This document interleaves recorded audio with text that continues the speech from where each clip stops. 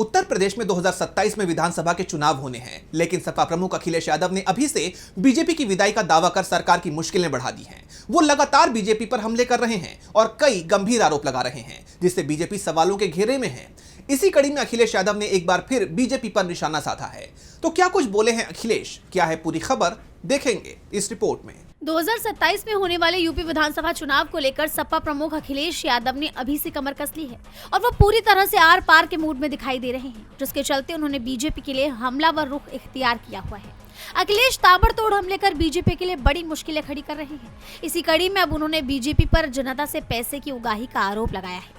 अखिलेश ने आरोप लगाया कि जाते जाते भाजपा सरकार हर तरह से पैसे कमाने में लगी है, ट्रैफिक पुलिस से सरेआम उगाही करवा रही है। भाजपा सरकार ने अब एआई के नाम पर लूटने का नया तरीका निकाला है।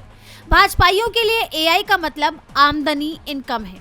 उन्होंने जाम लगने के कई कारण गिनाए और बीजेपी पर आरोप लगाया कि सरकार सिर्फ जनता से पैसे कमाना चाहती है, इसीलिए वो ये नहीं चाहती कि जनता ट्रैफिक नियमों का पालन करे।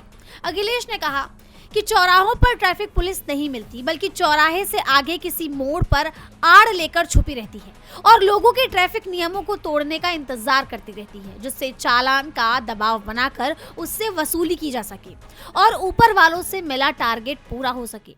अखिलेश ने दावा किया कि जनता यूपी चुनाव में सत्ता परिवर्तन चाहती है।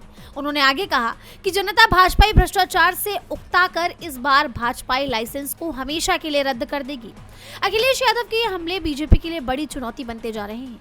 राजनीतिक जानकारों का मानना है कि जिस तरह अखिलेश यादव स्थानीय मुद्दे उठाकर सरकार की घेराबंदी कर रहे हैं, जनता का ध्यान खींच रहे हैं, उसका फायदा उन्हें यूपी चुनाव में मिल सकता है, जो बीजेपी के लिए किसी चुनौती से कम नहीं है।